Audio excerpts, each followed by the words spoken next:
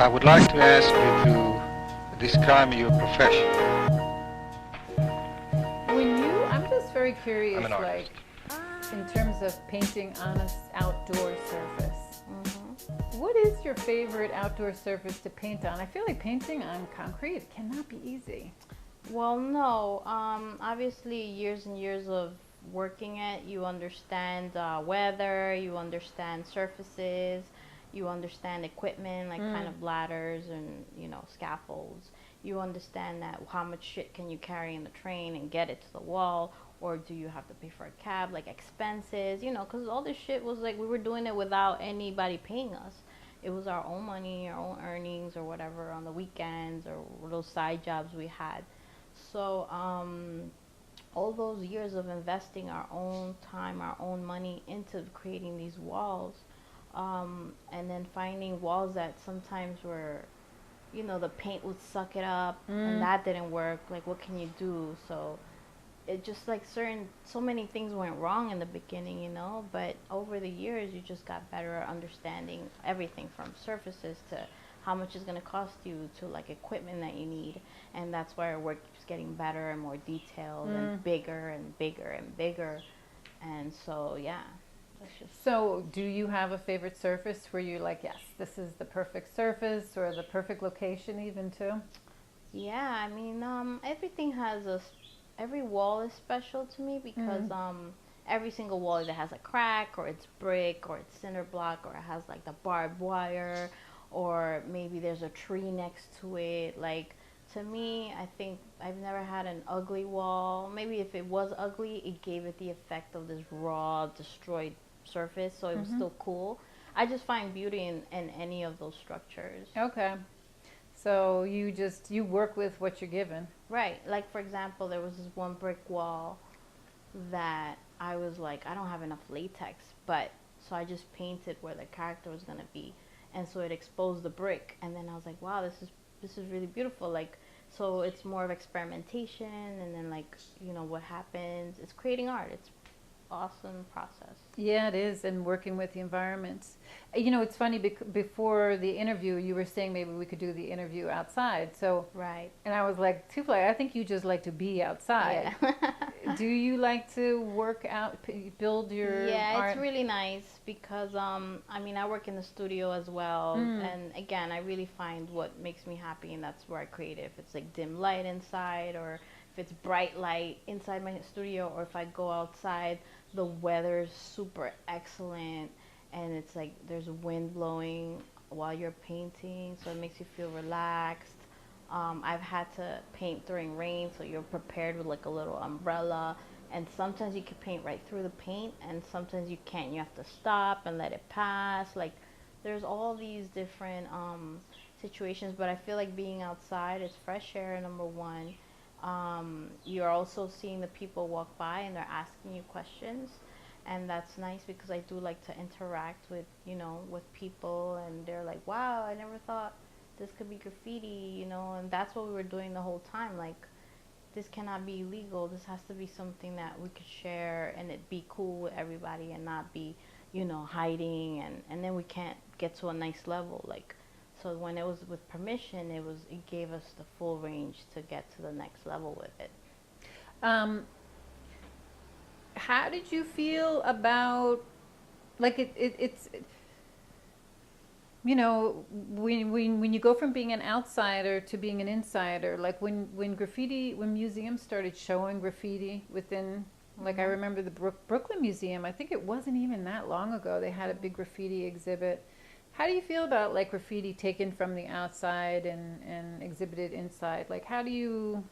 Well, I'm the type of person that I love diversity. I love options. I love having the entire spectrum of possibilities. Like, I'm just a very optimistic type of person. And so when you realize when you're creating something, you're like, oh wow, then it could be a photograph. Oh wow, then it could be a video. Oh, I could put this installation into a show and then have the artists come and check it out, and then you network with them. And then since you're networking with them, we're like, let's do an exhibition and let's do it on skateboards, because that would be cool. And so then you do the skateboards, and then you talk to a company and they want to print your skateboard, and you're like, all right, let's do a t-shirt with that. And it's just like a never-ending story. It keeps on growing. Different worlds are built within this one idea of you just being the street artist.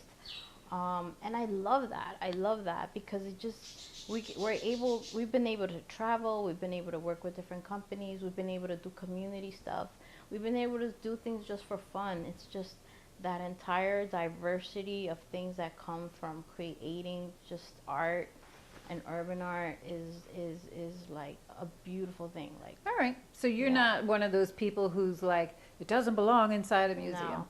Most purists are like, this is just graffiti, that's not graffiti, I can't, that stumps your growth, you can't see beyond, like, it's just not, to me, it's not a growing thing. All right, that makes sense. It's a very mutable way of looking at things. All right, so the one thing I wanted to ask you about is at some point in time, you pretty much relocated to Ecuador permanently. So, like, how do you, what year did you move there? So, in about 2010, I started, or even earlier than that, I noticed how much New York was changing, how high things were getting. And just the rent was getting too high? Yes, I always wanted to be, pursue a life of being a full-time artist. Right. And I find it harder and harder every year that went by. And then I just, got so sick of being in the office doing graphic design work that I started to Google and think about things. And then just around that time, my mom moved away after a divorce. And she told me how much she was paying for, a 2-bedroom apartment. And Where, I was in Ecuador? Yeah, 120 for, a beautiful 2-bedroom. And I was like, what? I should take a break and just do art because I could totally afford that, for a couple of months. And so it was and I had already been traveling. And so I was like, I can do this. I could take a break. And the break turned into a plan to move for an entire year. And so I did that with my partner, and we stayed there for a year and realized how cheap it was. We were able to get land, we were able to start building a house, and we were like, no matter what, this would always be like a home or a place we could come back to. But now Chile's just turned into a permanent location to do even more things because we realized there's so much more we could do now. Oh, you're in Chile, not Ecuador. In Ecuador. Oh, yes. you are in Ecuador. Okay. Yes. And so, and that's, the land I was born. I have dual citizenship. And so you do? I was able to marry my boyfriend, and so he got citizenship. So we just worked it out. And I was like, no matter what, we could always come back to New York. New York will never go away. But the more I come back here, the more I just want to go back home already. It's just crazy. Yeah, it is. Well, what do you feel like is changing? Even do you feel like you're no longer used to the pace, or the city continues to change in a way? I feel like New York can never get out of me. I'll take the train, I go here, I do that, and do everything I gotta do.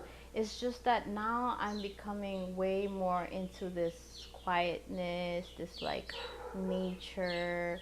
I love that I have time. I don't have to go to a job. I just wake up and do my art, prepare for my projects, and because the cost of living is so low, I have zero stress about financial anything, and it's just such a wonderful, it gives you space to just be at peace.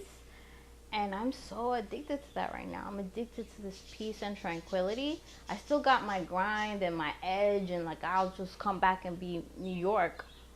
But I guess it's just not doing it for me anymore. Clearly, you're making me feel like I should maybe move to Ecuador. It sounds pretty amazing. When you're there, what do you miss about New York? Okay, so I definitely miss things because you can't. If I could put everything in one place, I would. It's just impossible. But luckily, I only live about 6 hours away. It's like going to California. I miss food. I miss the diversity of Chinese and Indian and everything that I can't have over there. I can't order out. I live in the countryside. So, but then there's a turn to that. I cook a lot of things. I've learned to cook Italian.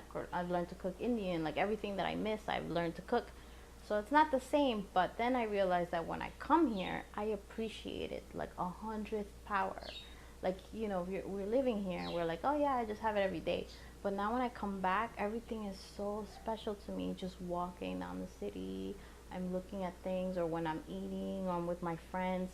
The cherish part of it all is like even bigger. And so it means a lot more to me, and it's interesting, you know. I like that I'm able to live in both worlds. Yeah, no, that sounds perfect. Let me ask you, we have a crazy president. And I wonder when you're like, how does that feel? How do you experience that when you're in Ecuador versus when you're in like New York City? Do you You have to. do you want me to ask the question again? No, I think I got it. Well, just for him. Oh, his sake. okay. Ask you the question? Yeah. Okay. Well, we have a crazy president, and I want to know how it is experiencing him in Ecuador, and how you feel like. Do you have a sense that he's changed the sort of feeling of the United States? Most definitely. Because of social media, I'm online pretty much every day. And so even though I'm over there, I'm experiencing all the feelings that everyone is feeling here. And actually, I was in New York when he got elected, and it was the most horrible night because Day we of were mourning. like, Day of mourning. I just knew Oh, you did? everything that was gonna happen because you know I follow the stars and the sun and the moon and all this shit, and it's like supposed to happen because we're supposed to wake the fuck up already, and we're supposed to be like, all this shit's gotta come out to the surface so that we can start making decisions and taking stands and changing the shit around. So I Wait. like look at it in that way. I know, but that is a very good point, and I do think he woke a lot of people up. But what were some of the signs you saw that like this could happen?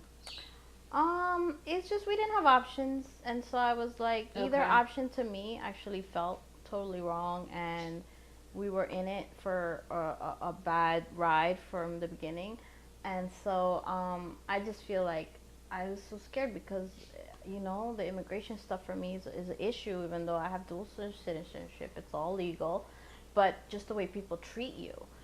There's this whole like racism stuff that started to happen even more so. I mean, we live in a diverse city, but you just got to see it in your face more. I experienced stuff. I'm continuing to experience things. That's heightened It's ugly. than in the past. I didn't feel that way before. I never felt scared in New York, never. And then I literally experienced things that made me scared.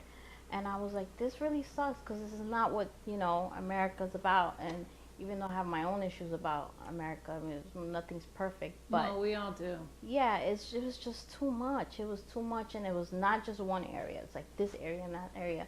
So now it's just like, you know, survival to the 10th power more than survival where we were already, because we still have issues we have to go through. And it continues, you know, and it's horrible, and it's like one day after the other, there's just bad news, bad news. It's just Constant. nonstop. It's like we're getting punched in the face like every freaking week, month, year. And I just like want it to be over, and Do you I just think try to stay TooFly? focused. Do you think he's going to last all 4 years? I always ask people I interview.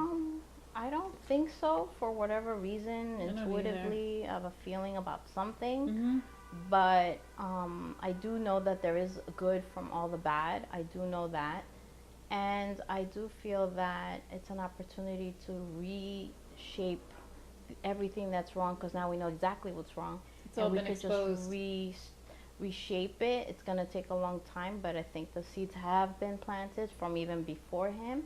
And so I think I'm optimistic. I'm an optimistic person, even though I like doomsday this and doomsday that. But I feel pretty optimistic, and that's just kind of like how we have to keep going.